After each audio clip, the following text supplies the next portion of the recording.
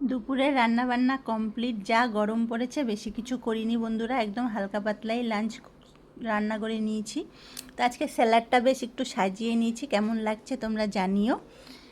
আর এই পাশে করে নিয়েছি দেখো, মাছের একটু তেল ছিল, সেই মাছের তেলটাই আলু বেগুন কুঁদরি চিচিঙ্গা সব কিছু দিয়ে বেশ একটা ঝাল ঝাল করে করেছি আজকে তরকারিটা। আমি ইচ্ছে করেই একটু ঝাল দিয়েছি, কেন এই মাছের তেল টেল না, এই সবজিগুলো একটু ঝাল ঝাল হলে খেতে ভালো লাগে।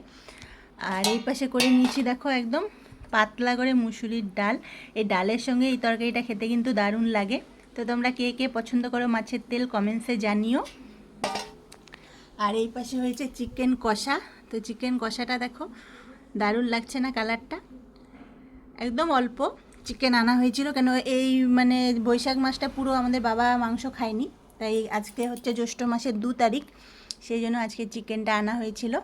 তো এই চিকেনের একদম কষা কষা হয়েছে।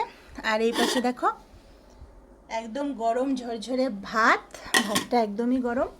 আর এই তো গাছের আম কেটে নিয়েছি, সব মিলিয়ে মোটমাট খাওয়া দাওয়াটা খুব সুন্দর হবে। তো সবাইকে শুভ দুপুরের অনেক অনেক শুভেচ্ছা ভালোবাসা বন্ধুরা। তোমাদের কি খাওয়া দাওয়া হয়ে গেল? আমাদের তো এই হবে। আমার কিন্তু প্রচুর খিদে পেয়েছে, কেন আমি কিছুই খাইনি, মানে একটু জল খেয়ে নিয়েছিলাম আর আম খেয়েছিলাম একটা, ব্যাস। এখনও সকাল থেকে আমার পেটে দানা পড়েনি। তো এবার আমি খাওয়া দাওয়াটা করব। তো চলো সবাইকে শুভ দুপুর।